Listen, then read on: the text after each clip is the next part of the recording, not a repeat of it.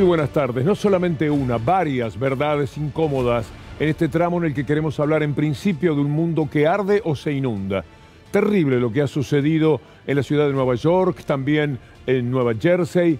Ha sido muy demostrativo de lo que le está pasando al mundo. Suben las aguas y ahora los subtes están corriendo riesgo. Hace poco murieron 25 personas en un subte de China. Ha sucedido en Londres. Las aguas suben y las zonas de los subtes cada día se convierten en más peligrosas.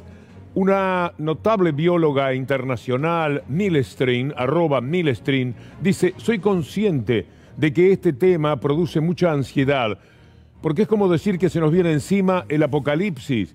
Y por eso quiero decir algo y presten atención a lo que dice esta mujer mientras vemos las inundaciones en el subte de Nueva York, en Nueva Jersey. Dice, hay un matiz muy importante. La culpa del cambio climático no es mía ni tuya.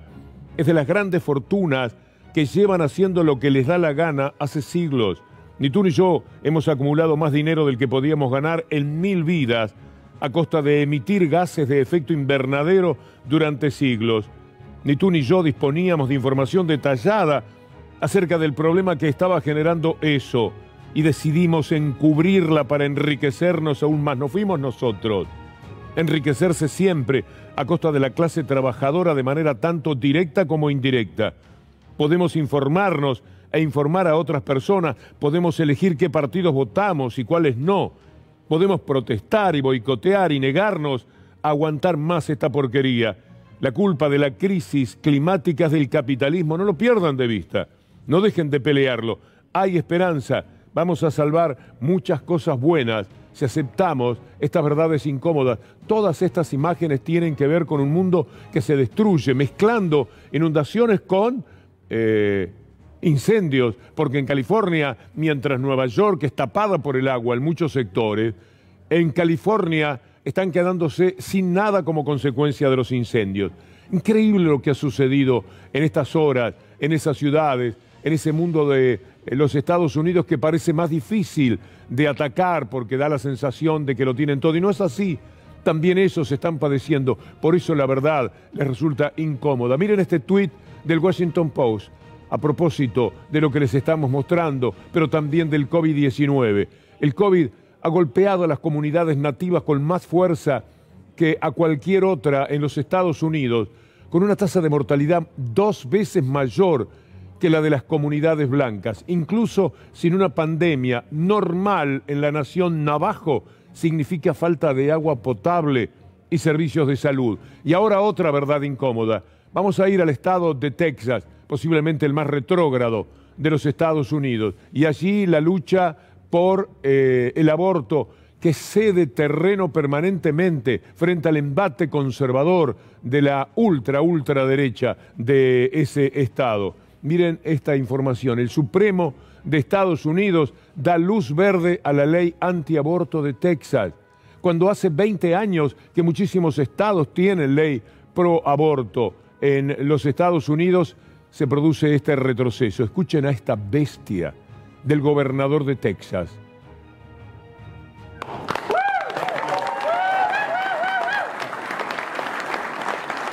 Our Creator endowed us with the right to life, and yet millions of children lose their right to life every year because of abortion.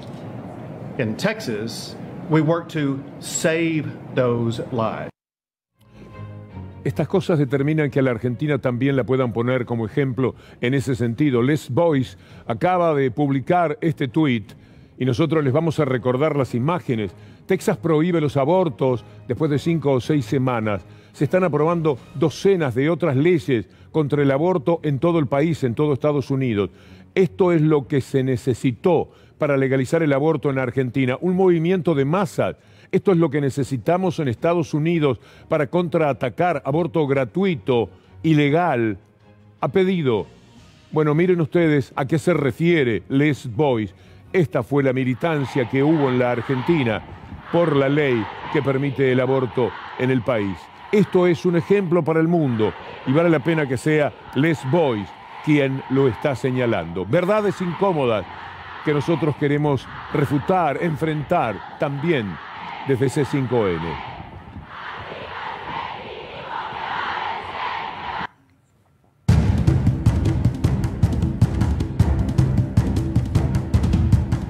El arte de mentir tiene su más extraordinario artista representado por Mauricio Macri. Macri ha reaparecido patético, desopilante en la campaña del PRO. Se quiere llevar todo por delante. A un lado Rodríguez Larreta, muchas veces María Eugenia Vidal, porque Macri quiere mostrar quién es el que manda en su partido. Él sabe que lo están traicionando, que le dieron la espalda en cada una de las cosas que dijo, pues volvió empecinado. Claro, recorre un camino bastante absurdo, el de la mentira, siempre la mendacidad. Por ejemplo, decir que la única manera de ganar dinero en la Argentina es no pagar los impuestos. Parece mentira que lo diga un hombre que fue presidente, pero no parece mentira que lo diga Macri. Nadie que integra o que quiera integrar Juntos por el Cambio hoy puede decir que está a favor de crear un nuevo impuesto. O sea, hoy hay una enorme conciencia en Juntos por el Cambio de que tenemos que sacar todos estos impuestos que han creado ellos, 18 en 19 meses, y tenemos que seguir sacando más de los que habíamos empezado a sacar, porque finalmente, de vuelta, trabajo. Si queremos que haya trabajo, tiene que haber inversión. Y nadie va a venir a invertir en un país que para ganar plata hay que evadir impuestos.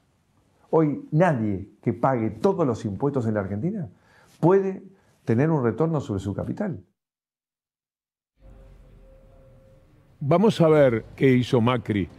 Bueno, porque es muy coherente, en esto sí. Él nunca pagó impuestos como correspondía. No lo hizo su familia, por eso tenían tanto dinero escondidísimo. Decenas y decenas de millones de dólares.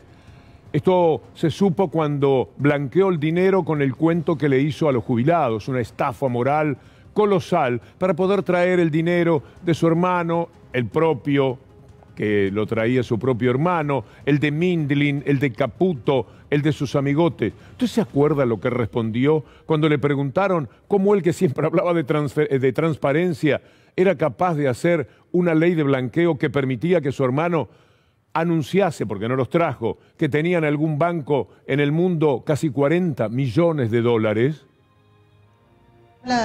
Uno de los discursos que más repite es la transparencia, la honestidad, la ética.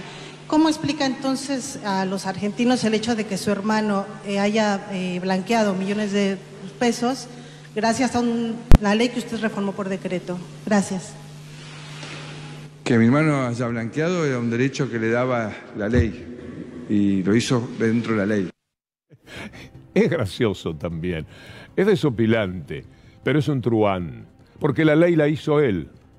Y después se le metió de más un DNU para asegurarse del todo que todas las familias de él y de sus amigotes pudieran traer el dinero. De acuerdo a la ley, le dice, y abre los brazos, como siempre, cuando miente. Es terrible. Presidente de la República que da esa respuesta. Mi hermano trajo el dinero de acuerdo a la ley que hizo él, la ley que hizo su partido, y después el DNU propio. Carece totalmente de vergüenza. Pero esto es mentira. No es verdad que sea solamente evadiendo impuestos que se puede ganar dinero.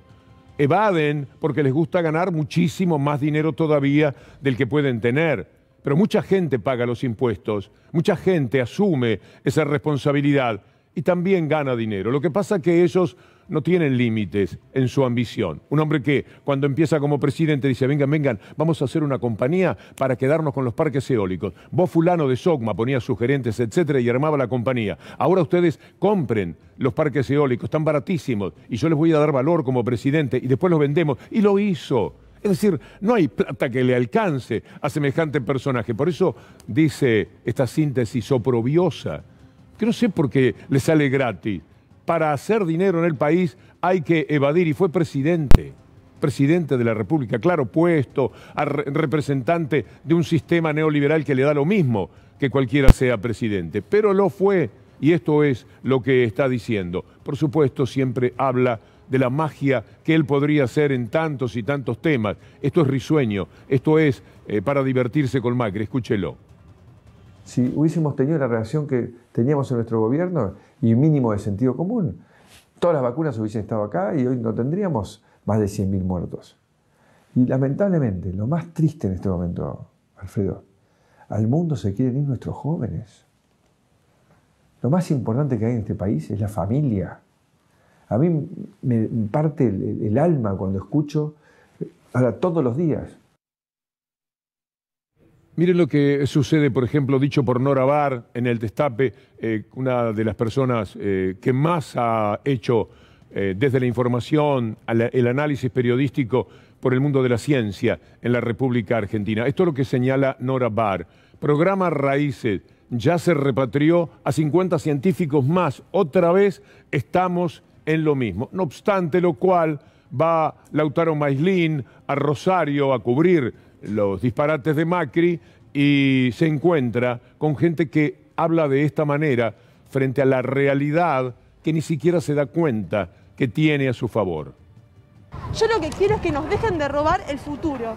Vengo por eso nada más. Quiero poder estudiar acá, quedarme acá y no tener que irme a otro país. ¿Estás estudiando acá ahora? Sí. ¿Estás trabajando? Sí. ¿Estás con trabajo y con estudio? Sí. Y entonces, tiene trabajo, tiene estudio. Podría decirse, en términos relativos, tiene todo aquello que está reclamando. Quiere un país donde den estas posibilidades, porque repiten, perdónenme la expresión, como oros lo que le dicen los medios de comunicación y lo que recogen también los políticos de la derecha cuando hacen estas manifestaciones que son absurdas, como también es absurdo que Macri diga, desde su posición anticuarentena, que él no hubiera recurrido a la cuarentena. Es decir, Macri hubiera hecho las cosas distintas, no solamente a Alberto Fernández, distinto a Merkel, distinto a Macron, distinto a los españoles, a los italianos, a los belgas, distinto a lo que vamos a ver de inmediato, a lo que está haciendo ahora Nueva Zelanda. Miren lo que dice Macri, el hombre que hablaba también del COVID como una gripecita, igual a Bolsonaro. De habernos encerrado, que yo soy una persona con un compromiso profundamente liberal. Yo jamás hubiese hecho este atropello de las libertades, hubiese hecho el camino de la calle Pou, es decir, señores, cada uno tenga conciencia de lo que está pasando, vamos viendo, equipamos el sistema de salud, pero no los encierro a meses de llegar a un pico de contagio, a meses destruyendo la vida social, cultural, psicológica, la salud física, la gente que abandonó los hospitales, no se hizo tratamientos, la salud laboral. ¿Se imagina por un instante haber quedado en manos de este personaje? Mire, Nueva Zelanda hoy extendió el confinamiento en Auckland debido al aumento de casos. Estaba confinado todo el país hasta hace algunas horas. Abren, cierran, cuarentena sí, cuarentena no, según las circunstancias. Y lo mismo ocurre con Australia y en otros países. Esto ha sucedido. Quiere decir, más de 130 países apelaron a las cuarentenas, más, menos, 6 semanas, 6 meses, lo que fuere, pero todas recorrieron ese camino. Él dice que hubiera dejado a la Argentina hacer lo que le parezca a cada uno, porque él lo que quiere hablar es de libertad, porque es el verso que quiere meter en medio de esa irresponsabilidad con la que es capaz de decir cualquier cosa. Mire cómo van los temas hoy referidos al COVID en la República Argentina y por suerte no en manos de él naturalmente. Esto que es un tuit del Hospital El Cruce, vale la pena porque nos habla de una realidad muy interesante. A 1 año y medio de desatada la pandemia de coronavirus, el Hospital El Cruce quiere informar a la comunidad que hoy hace 24 horas que el hospital no tiene pacientes internados con el COVID-19. Y ahora mire este tuit de Martín Barrionuevo, que está en línea con esto que estamos diciendo, porque la situación está cambiando en la Argentina, felizmente. La media de casos más baja desde julio del 2020, 4.811 casos diarios. También la menor positividad. Sigamos bajando los casos, no aflojes con los cuidados.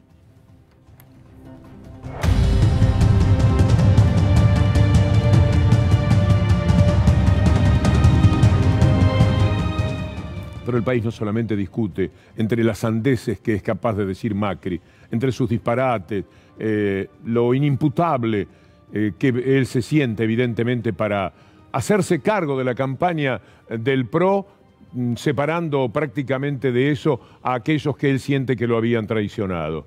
No, el debate no es con Macri. En todo caso, el debate es con los medios de comunicación dominantes, que son los que dominan a esta gente y les hacen decir todas estas todos estos disparates y sandeces que hemos mencionado. Mire, la lucha es de modelos. Lo que está en juego cada vez que se emite un voto es qué país se quiere, un país con Estado o un país sin Estado. Por ejemplo, entre tantas diferencias que podemos citar. De eso discutieron Carlos Heller y el candidato de la derecha Tetaz. Dos modelos están muy claros. Hay un modelo que cree que el Estado tiene que estar presente, que tiene que tener actuación, que tiene que marcar las reglas del juego, que tiene que regular la economía, que tiene que ponerle límite a la acumulación en un extremo. Esto se está dando hoy en el mundo. Yo creo que Tetaz atrasa, pero lo vamos a ver, atrasa, porque no tiene en cuenta que hay un cambio de época, no tiene en cuenta lo que está pasando en el mundo. Bueno, esto es lo que plantea Carlos Heller como una diferencia de modelos. Mire al candidato Tetaz defendiendo los créditos UVA que tanto daño han hecho a las víctimas de semejante estafa traída por el neoliberalismo a cargo de Macri. Mira, yo lo dije en su momento y lo insisto, digamos, ahora los datos de la realidad parece que van confirmando lo que decíamos hace un par de años, hace un año atrás exactamente, que los créditos UVA eran la mejor medida de política económica de los últimos 70 años, ¿no? ¿Y por qué? Porque permitieron recuperar el crédito.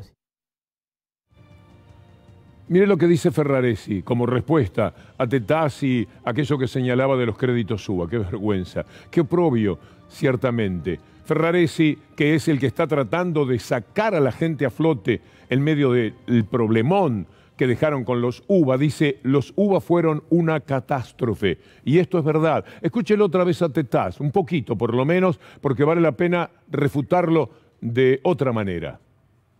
Mira, yo lo dije en su momento y lo insisto, digamos, ahora los datos de la realidad parece que van confirmando lo que decíamos hace un par de años, hace un año atrás exactamente, que los créditos UVA eran la mejor medida de política económica de los últimos 70 años, ¿no? ¿Y por qué? Porque permitieron recuperar el crédito. La mejor medida de política económica de los últimos años. Este es un candidato, el segundo candidato de la ciudad. No se confunda, no es cualquier candidato perdido allá en la lista. No es un favor. Lo llevan al frente porque les parece que con él les puede ir mejor. Mire lo que decía de los créditos UVA con una enorme displicencia y una supuesta sabiduría. Créditos UVA, dice, y profesional, con subas impagables de cuotas de 20.000 en 2017, ahora deben abonar 75.000. Pero lo mejor en la lucha de modelos es mostrar cómo de un lado dicen una cosa y del otro lo que les convenga, siempre igual. Ayer, Victoria Tolosa Paz señaló lo que implica que Santilli, estando en la ciudad, defendía a la ciudad en la cuestión de la coparticipación. Y decía, fuimos a la Corte Suprema, etc. Usted no podrá creer lo que va a haber de Santilli a continuación. Pero antes, recordemos lo de Tolosa Paz. Santilli, en aquel momento, como vicejefe de la ciudad, se horrorizaba del traspaso del dinero. ¿A qué Santilli le creo? ¿A este que hoy dice brindarle seguridad a los bonaerenses o al Santilli que se quejaba por el traspaso del dinero? Me gustaría preguntarle a Santilli a quién defiende, ¿a la seguridad de los porteños o a la seguridad de los bonaerenses? Yo hablo como legisladora de la provincia de Buenos Aires y quiero debatir con Santilli estos temas tan importantes. Usted dirá, pero ¿es cierto que Santilli desde la ciudad defendía a la ciudad contra la provincia de Buenos Aires?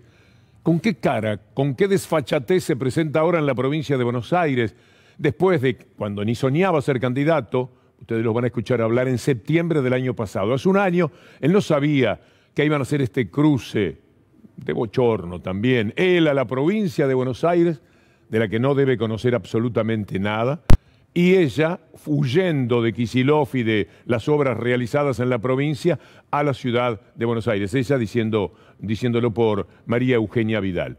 ¿Es verdad lo que dice Tolosa Paz? Santilli dijo que la coparticipación tenía que quedarse en la ciudad de Buenos Aires y no ir a la provincia. ¿Qué dirá ahora en caso de que tenga razón Tolosa Paz? Nosotros nos hemos presentado en la Corte por lo arbitraria, unilateral medida e inconstitucional medida hecha por el Gobierno Nacional.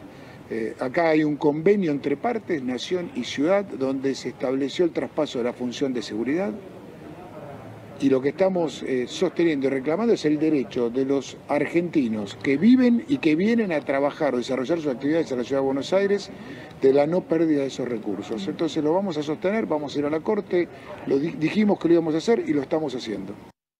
Si usted es un habitante de la ciudad de Buenos Aires y ve esto que dijo Santilli, valdría la pena repetirlo, porque a veces uno toma de sorpresa con ciertos materiales a la gente, y esto me parece sumamente importante. Sea usted por un instante un habitante de la provincia de Buenos Aires, y el candidato que se presenta con el nombre de Colo para ser más simpático y con una camioneta que imita aquello que hizo Kicillof en la campaña anterior, es una persona que estando en la ciudad de Buenos Aires, cuando ni soñaba con que iba a ser candidato en la provincia de Buenos Aires, jugaba abiertamente contra los habitantes de la provincia. Y un dinero tan importante que Macri le robó a la provincia para dárselo a la ciudad de Buenos Aires, para dárselo a quien era su amigo y no traidor en aquel momento, Rodríguez Larreta. Ese dinero procuraba Santilli que estuviese en la ciudad de Buenos Aires. Yo invito a todos los ciudadanos a que reflexionen sobre esto. La reflexión era, el dinero no está bien en la provincia de Buenos Aires, a la que se lo quiere dar ahora este gobierno. El dinero está bien aquí, donde nosotros ya lo tomamos para nosotros. Parece mentira que de todas formas, sabiendo esto, a lo mejor creyó que nos habíamos olvidado todos, él sea capaz de presentarse como candidato en la provincia de Buenos Aires. Esta es una traición anticipada a esa condición de candidato y a los habitantes de la provincia. Nosotros nos hemos presentado en la Corte por lo arbitraria, unilateral medida e inconstitucional medida hecha por el Gobierno Nacional. Acá hay un convenio entre partes, nación y ciudad, donde se estableció el traspaso de la función de seguridad. Y lo que estamos sosteniendo y reclamando es el derecho de los argentinos que viven y que vienen a trabajar o desarrollar sus actividades en la Ciudad de Buenos Aires de la no pérdida de esos recursos. Entonces lo vamos a sostener, vamos a ir a la Corte, dijimos que lo íbamos a hacer y lo estamos haciendo. ¿Cómo arreglan esto, no? ¿Cómo arregla María Eugenia Vidal este discurso frente a unos chicos a los que les hablaba de tarifas en su momento, adoctrinándolos, tanto lío que hicieron con la maestra del otro día? Mire cómo le hablaba a estos jovencitos para inculcarles que las tarifas hay que aumentarlas, que las tarifas eran un regalo antes, cuando la gente vivía, por supuesto, muchísimo mejor de lo que vivió entre 2015 y 2019. Por eso fue que la votación del 2015 resultó tan rotunda como todos sabemos. Pero escúchela a María Eugenia Vidal frente a estos chicos. Diciéndole a los argentinos que era mentira que podían tener calefacción, que podían tener electricidad, que podían tener servicios si no había tarifas reales. Y sabemos que es difícil y que es un camino duro para muchas familias y hubiéramos preferido no tener que tomar estas decisiones, pero tenemos que sincerar muchas situaciones. Ahora veamos cuánto se incrementaron las tarifas, lo que le quería inculcar a esos chicos. Veámoslo, por favor. Ahí está Kicillof, que va a estar con nosotros en minutos nada más. Kicillof sobre las tarifas en el gobierno de Macri. Aumentaban 1.300%, hasta 2.000% el gas y 3.700% la electricidad. Y chequeado, que no podrá ser señalado como un medio afín al gobierno, más bien todo lo contrario, señalaba que efectivamente es como lo decía Axel Kicillof, que insisto en decirles, estará en minutos nada más desde La Plata conversando con nosotros. Pero mire qué diferencia entre esas tarifas que María Eugenia Vidal defendía frente a esos alumnos, diciendo es lo que hay que hacer, es lo que hay que tener. La ley de zonas frías ahora piensa de una manera completamente distinta y sale a proteger, como no puede ser de otra manera, a los sectores medios y más aún a los sectores más vulnerables, en las zonas donde hace mucho frío. Entonces vale la pena que veamos esto, pero teniendo en cuenta lo que acabamos de registrar, 50% reduce la tarifa del gas en municipios de bajas temperaturas, 44% de los usuarios del país, 44% de los usuarios del país son beneficiarios. Es que se puede pensar en el debate de modelos un país con tarifas muy altas para que ganen mucho dinero los amigos del poder, el establishment, o se puede pensar en tarifas en las que no ganen tanto dinero, porque dejar de ganar eso nunca pasa, pero que tienen que ganar un poco menos para que la gente pueda tener en donde se muere de frío la electricidad y el gas. pero ellos hablaban de lo importante que era aumentar las tarifas. Importante para sus amigos, para los que ponen dinero para las campañas y todo lo que ya sabemos. Una barbaridad, una locura, pero así pensaban el país. Un país sin industria, un país campo, un país en el que la industria... Mire lo que pasó en el primer año, hoy es el Día de la Industria, en el primer año del gobierno de Mauricio Macri, mire esto que Carlos Almenara de Debate Mendoza nos alcanza y mucho le agradecemos. 1 de septiembre del 2016, La Nación, para que no tengamos confusión ideológica. La industria y la construcción sintieron el impacto de la caída de la actividad. La producción fabril, fábricas, industria, cayó 7,9%, 8%, mientras que la construcción se derrumbó 23%. Ojo, no tenían pandemia, no tenían ningún tipo de problemas. El único problema era eso sí, el modelo de país en el que nos habían metido. Un modelo sin Estado, un modelo sin industria, un modelo que vive del campo para que sean nada más que esa élite histórica del país la que saque enormes ganancias, como ahora que están preparando un paro claramente electoral. Lo discuten entre ellos, vamos a ver si lo hacen, porque por ahí señalan algunos, se van a dar cuenta en los sectores urbanos que es una barbaridad, nos estamos llenando de dinero como nunca en nuestra vida. Ya la competencia de la 4x4 no la podemos hacer porque no llegan nuevas 4x4, estamos con las mismas de hace unos meses. Tanto, pero tanto dinero como el que gana y lo mismo quieren hacer un paro. Bueno, ese país sin restricciones del pago de lo que tenían que pagar en el campo, era el que querían. Ese modelo. Bueno, el otro modelo es el que permitía tener una industria mucho más importante. Es el que volvió. Vamos a comparar no con 2016, que queda muy claro en un año el desastre que habían hecho con la industria. Mire lo que pasaba en 2019 con respecto al 2021. Lo que me gusta es que la comparación no es con el año pasado, porque sería muy fácil. El año pasado el mundo se había derrumbado. No, la comparación es con el 2019, 14,4%. Aumentó la inversión entre 2019 y 2021 y 11,7%. Le ponemos el 12 generosamente. Subió la producción industrial entre junio del 2019 y junio del 2021. Esto es lo que resulta de esa lucha de modelos que se da otra vez en la República Argentina. Y tuvimos una pena. Les he hablado mucho de la película Puertas Cerradas, que viene a hablar de todos estos temas, de lo que pasó Grecia, qué es lo que Argentina tendrá que afrontar cuando discuta con el Fondo Monetario Internacional, qué es lo que tuvo que hacer Kicillof para conseguir el 98% de acuerdo con esos buitres que andan dando vuelta y que eran dueños de la deuda que contrajo María Eugenia Vidal, pasando de 4 a 9.000 millones de dólares en la provincia de Buenos Aires.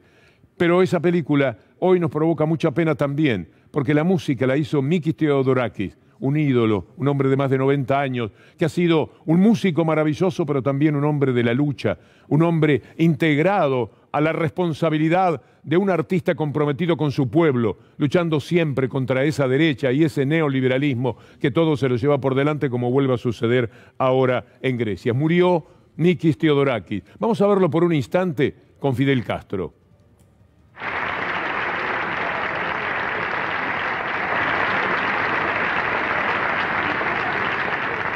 Difficile ser moderado y revolucionario.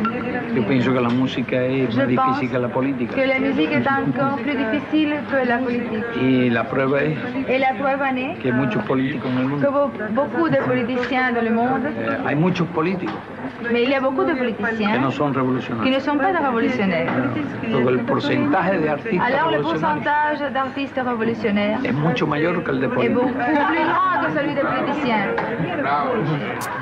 Me voy a ir a la mesa para conversar con Axel Kicillof junto a Estefanía Pozo, al doctor Darío Villarruel y a Lautaro Maislin.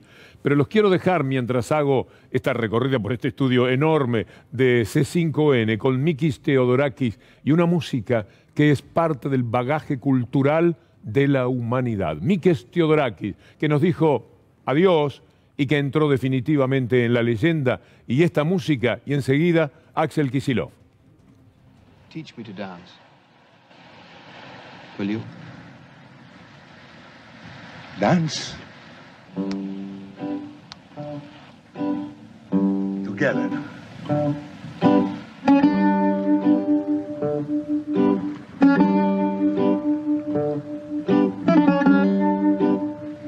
Let's go. Up.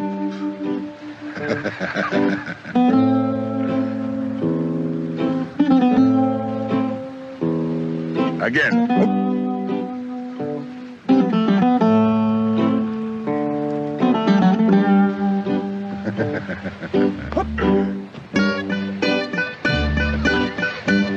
Hey, boys. Did you ever see a more splendiferous crash?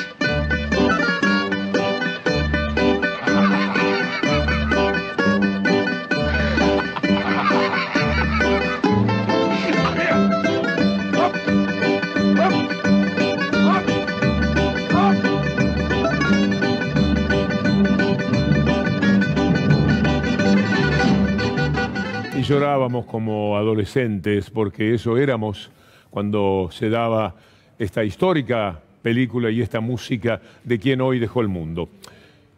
Quiero saludar a Axel Kicillof. ¿Cómo le va, gobernador? Buenas tardes. Buenas tardes, Víctor Hugo. ¿Se escucha bien? Sí, se ve que hay un delay importante, pero viaja mientras tanto una pregunta sobre la consideración que tuvo la revista Bloomberg, nada menos, de los Estados Unidos respecto al pago de la deuda de la provincia.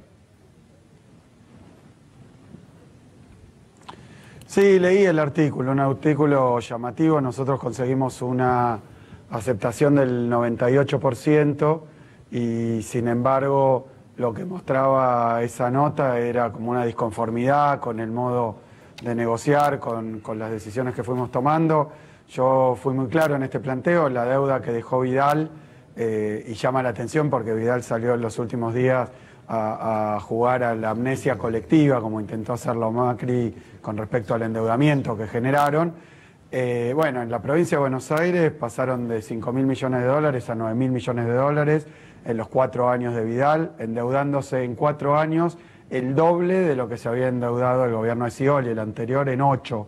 Así que la verdad que entre la deuda que tomaron en cantidad, en tipo de deuda, porque se endeudaron y nos endeudaron con acreedores extranjeros, con los mercados, como dicen eso, que en realidad son préstamos obtenidos en el mercado financiero internacional con legislación norteamericana, es decir, que uno siempre está sometido a la posibilidad, gracias a Vidal, de que aparezcan esos fondos buitres o que aparezca algún tipo de objeción en tribunal extranjero. Ya lo vivimos en la época, se acordarán, Víctor Hugo, de Paul Singer, en la época del juez Griesa. Así que bueno, ese tipo de deuda tomaron desenfrenadamente, los vencimientos caían prácticamente todos, el 94% en el gobierno nuestro, de forma tal que era imposible de pagar en esas condiciones. Emprendimos una negociación que fue ardua, que fue larga, que siempre convocamos a los acreedores, y lo que no querían aceptar, pero que era evidente, es que la provincia de Buenos Aires recibe sus ingresos en pesos y que lo que teníamos que firmar no podía ser más de lo que estábamos en condiciones de pagar sin hacer un tremendo ajuste que siempre pretenden. Así que se llegó a un acuerdo casi unánime. Por supuesto que quedan algunos 2% que habrá que ver quiénes son y qué pretenden, pero el 98% lo aceptó y salió una nota diciendo que bueno, que negociamos demasiado duro, demasiado bueno. Nos votaron para eso, para cuidar los intereses de los y las bonaerenses, y lo hemos hecho de una manera, creo yo, bien aceptable. Gobernador, buenas tardes. Pensaba en este proceso de negociación, en general lo que suele pasar es que se abre la posibilidad de que la provincia use fondos que iban a estar destinados a deuda a otras partidas presupuestarias. ¿Cuál es el objetivo de la provincia después de haber despejado el horizonte de deuda? ¿A dónde va a ir ese dinero?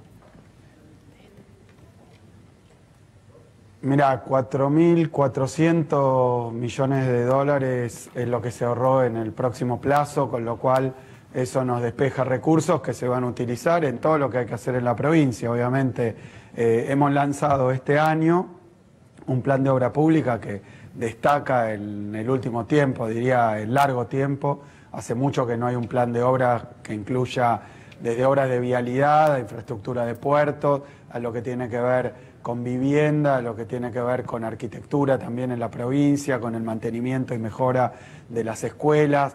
Es decir, mira, hoy vengo de estar en Olavarría, también en Azul, en Chacabuco, visitando escuelas y escuelas que hemos arreglado, más de 3.200 escuelas que estaban con problemas de mantenimiento, a punto tal que era un peligro transitar o bueno, trabajar en ellas o ir a estudiar en ellas. Veníamos de una época donde la falta de mantenimiento derivó en problemas gravísimos, obviamente en fatalidad, así que venimos trabajando en eso, y si uno tiene que dedicar todos los recursos asociados al sobreendeudamiento de Vidal simplemente a pagar la deuda, y bueno, hay que hacer, si uno lo hace así, lo que hizo Vidal, que es empezar a ajustar la educación, la salud, la seguridad, así que tenemos muchísimo para transformar en la provincia, se necesitan recursos y también hemos empezado un camino de recuperación de recursos coparticipables que se habían cedido y perdido, tan necesario en una provincia tan grande. Vos sabés, y hablo de esto porque me parece que es importante y estructural, la provincia de Buenos Aires representa un 40% del aporte de recursos a la coparticipación federal, pero solamente recibía un 20, 21, 22 ahora con los aumentos que conseguimos. Pero bueno, eso era en términos solidarios interesante porque la provincia aportaba a las demás, pero hoy la provincia de Buenos Aires con 17 millones de habitantes tiene necesidades en el interior, en el conurbano imperiosas, así que necesitamos contar con más recursos, obviamente. Así que bueno, para sintetizar, lo que no se va por la canaleta del endeudamiento externo y de los vencimientos con acreedores extranjeros, se aplica a las necesidades y a los derechos postergados en la provincia de Buenos Aires. Gobernador, ¿qué tal? Lautaro Maislin lo saluda. Quería mostrarle las tapas de Clarín y Nación, dos de los medios más importantes del país, del día martes en relación a la deuda, que ahora lo vamos a compartir en pantalla. El diario Clarín en ningún momento pone lo de la reestructuración de la deuda en la provincia, y en La Nación, muy chiquito, abajo a la derecha, dice que Kicillof cerró el canje con una adhesión del 98%. Quería preguntarle cómo toma este análisis de los medios y por qué a María Eugenia Vidal en las entrevistas que está dando últimamente no le preguntan por la reestructuración de la deuda y sí, por ejemplo, por lo que dijo Tolosa Paz en relación al Garche y al peronismo. Sí, cada uno maneja la agenda que le conviene, sobre todo los medios porteños, medios macristas.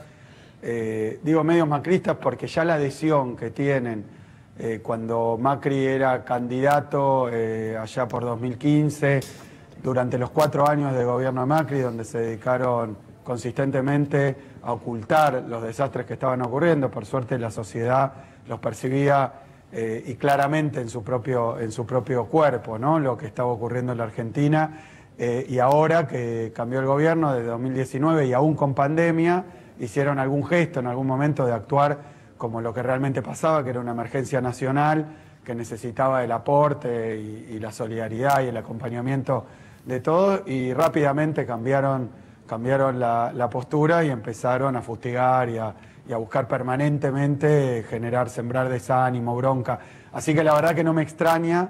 Entre las cuestiones anecdóticas es que ayer o por ahí aparecía en algunos de estos diarios que habían subido los títulos públicos y las acciones de Argentina en los mercados extranjeros y se lo atribuían a la victoria de la Unión Cívica Radical en Mendoza, en Corrientes, que fue donde ganaron. La verdad que sí, sin menospreciar lo que pasó en Corrientes, obviamente Corrientes ya la gobernaba el mismo partido, o sea que mucha novedad no había, y yo no creo que los mercados externos hayan estado muy pendientes de ese resultado. Me parece que lo que querían ocultar es que obviamente el acuerdo al que llegamos con la gran, inmensa mayoría de los bonistas despeja dudas porque estaba complicado encontrarlo, y bueno, le buscamos la vuelta, y aunque se quejen retrospectivamente que la provincia negoció muy a favor de las necesidades de la provincia, la adhesión fue muy muy grande, así que la verdad que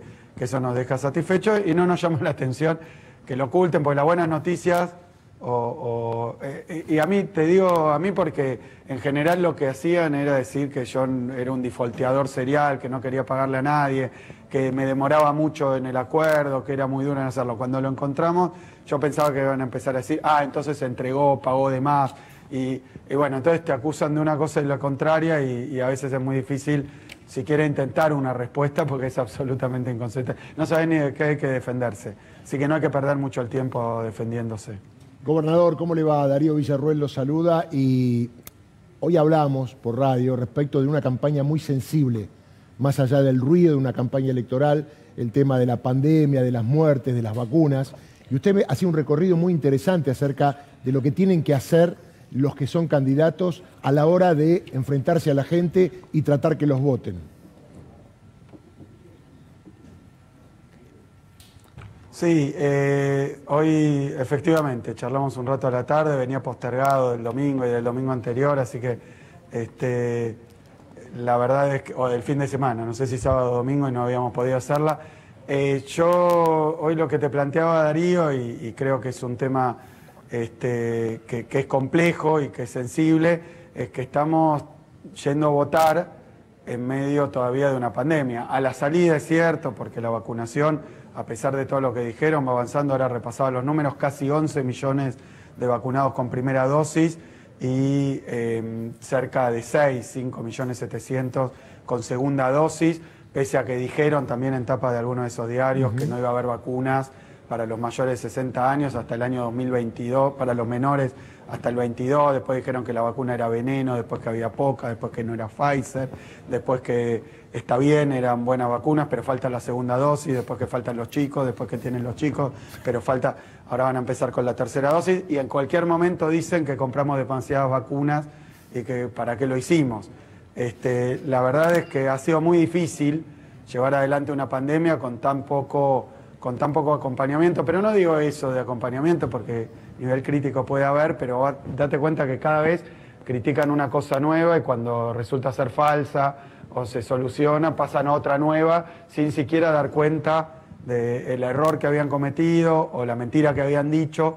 Así que es muy complejo, pero también es muy complejo quitando la cuestión mediática y quitando a una oposición que dijo que las vacunas eran veneno, quitando todo esto, yo creo que la sociedad está, bueno, en medio de una catástrofe sanitaria, de valor histórico, entonces creo que votar en medio de una pandemia nos somete a un ejercicio complejo donde le tenemos que hablar a quienes han perdido a veces algún conocido, algún familiar, a los que todo el tiempo los bombardean con información falsa o generando bronca, odio.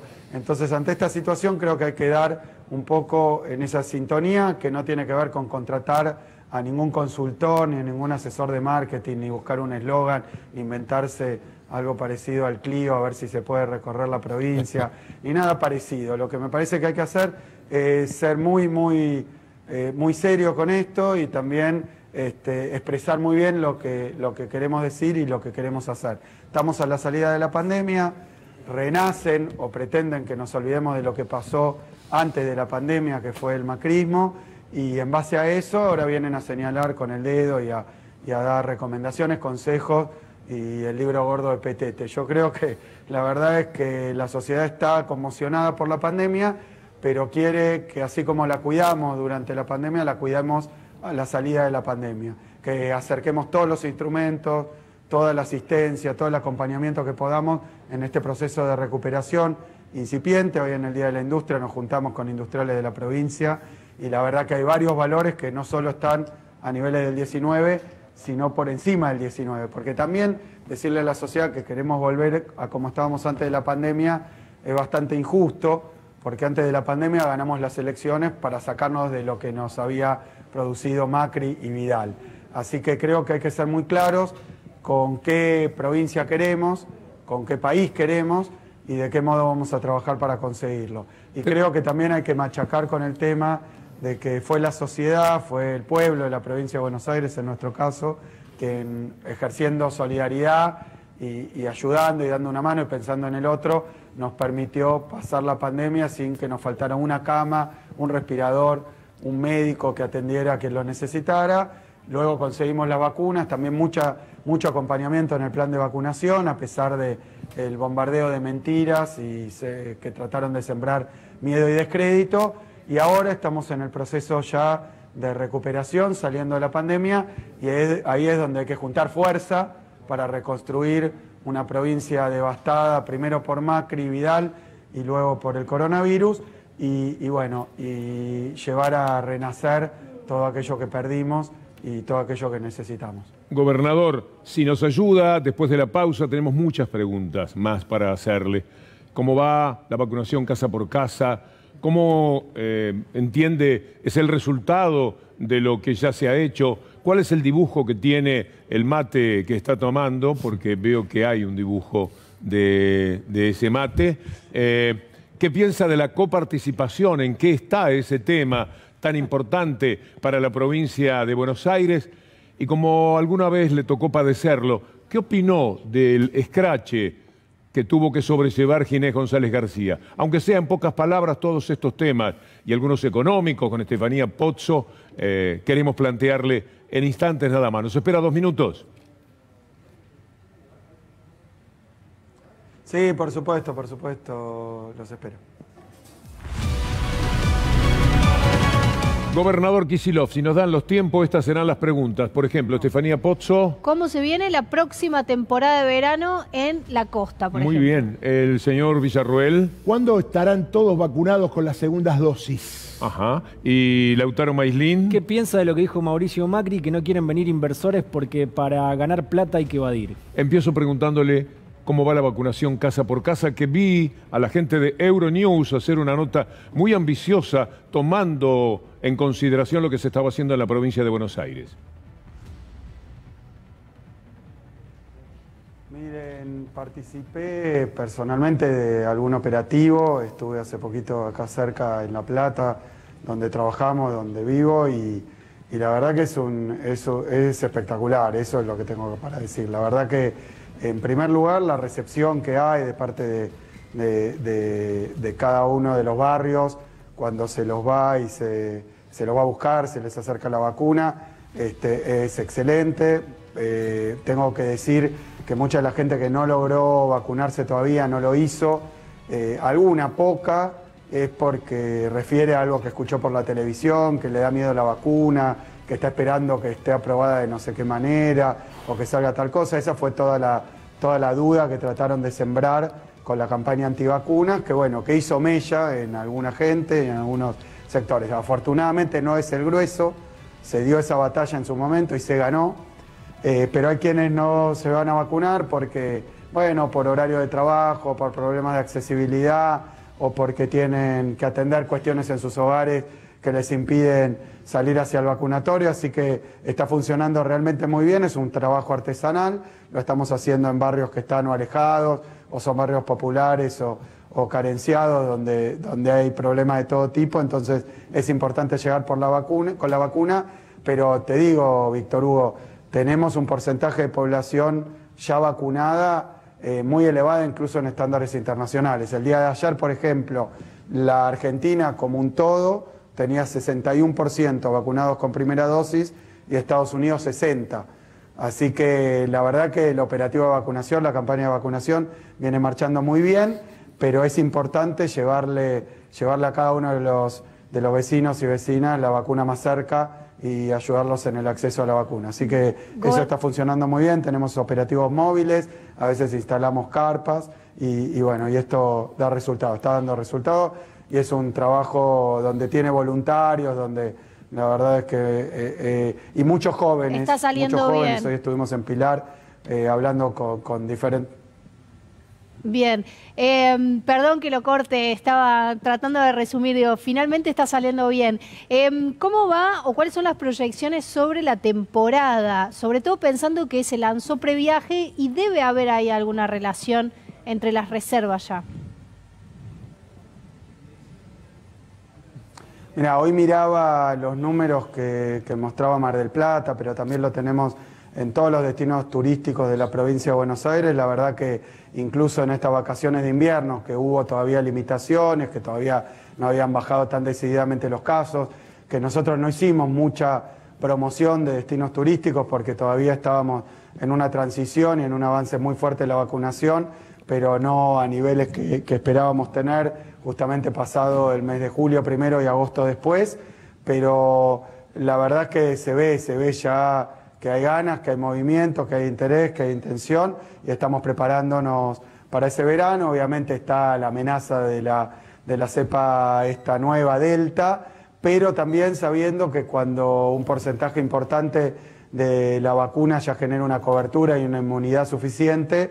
Aunque llegue la cepa nueva, hay contagios, pero menos enfermos graves, internados y obviamente muertos. Por lo tanto, sería una pandemia distinta, atenuada por la vacuna. Eso sí, y aprovecho que estoy con el público de ustedes para decirles que hay que vacunarse rápidamente con primera dosis y que en toda la provincia de Buenos Aires, los mayores de 18, con el documento de identidad, con solo decir soy bonaerense, se pueden vacunar. Así que estamos tratando de llegar a todos y a todas.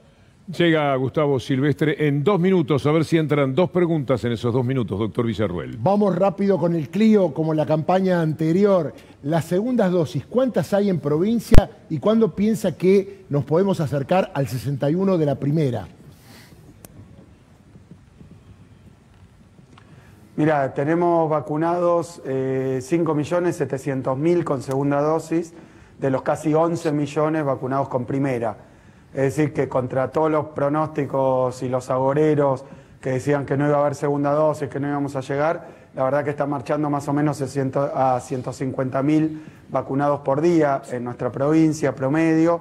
Así que, bueno, haciendo las cuentas, uno ve que en 10 días se vacuna 1,5 millones de personas y esto nos permite, en la medida que haya dosis, ir cubriendo al público. Pero también hay que tener en cuenta que epidemiológicamente se abarcó primero a la población de mayor riesgo y esto nos permite también saber que los que más lo necesitan ya se van cubriendo con las 2 dosis. Ahora, última cosa que digo, pues es importante para esclarecer.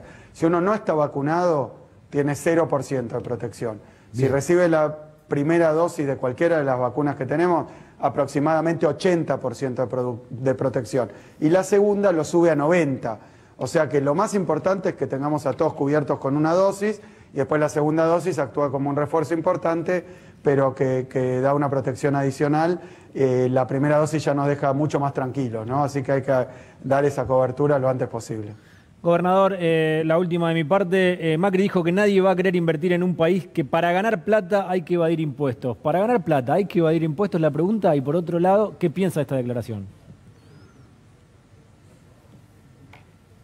Si hay algún abogado por ahí, yo hago la pregunta si eso no es más o menos incitar un delito. Evadir impuestos en la Argentina, podemos discutir la estructura impositiva, podemos discutir el desastre que hizo Macri también con las cuestiones impositivas, pero la verdad que decir eso me parece que solamente habla de su experiencia personal.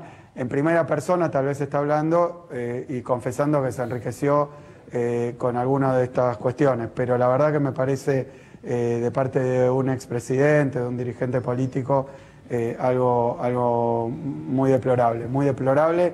Después se puede discutir lo que querramos, estructura impositiva, evasión, lo que querramos, pero más o menos decir que para que te vaya bien. Además, hay muchísimos empresarios en la Argentina, y ni hablar trabajadores y trabajadoras que sí pagan y pagamos los impuestos. Entonces, la verdad que me parece que es una especie de confesión incómoda que bueno, nunca esperé escuchar de alguien que tenga responsabilidades políticas. Gobernador, muchísimas gracias por este rato mateando con nosotros, así lo hemos sentido. Muy amable.